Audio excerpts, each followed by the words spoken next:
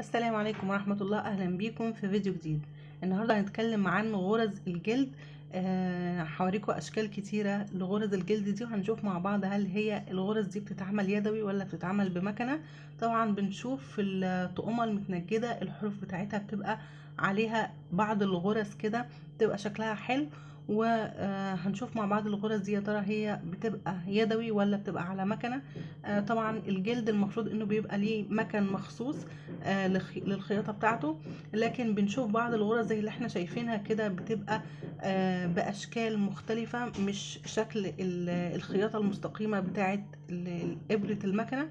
الأشكال دي طبعا بتبقى في أشكال بتتعمل يدوية. المكنة يعني ملهاش أي دور في الخياطة دي، وفي أشكال تانية بتتعمل على المكنة وعلى الإيد زي اللي احنا شايفينها ديت.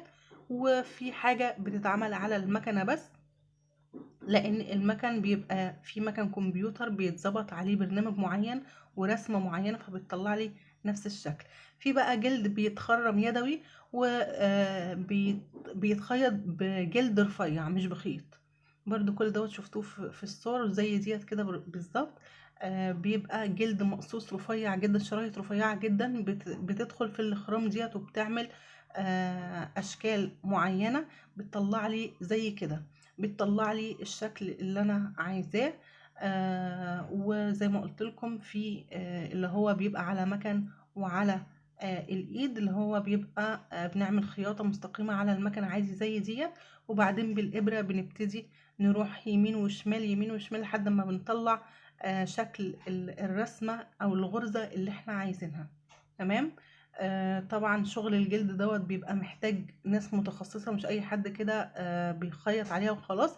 لكن لو عندنا خبرة وعندنا مثلا مكنة تساعدنا ان احنا نمشي عليها الجلد، نقدر نعمل الخياطة دي بمنتهى السهولة.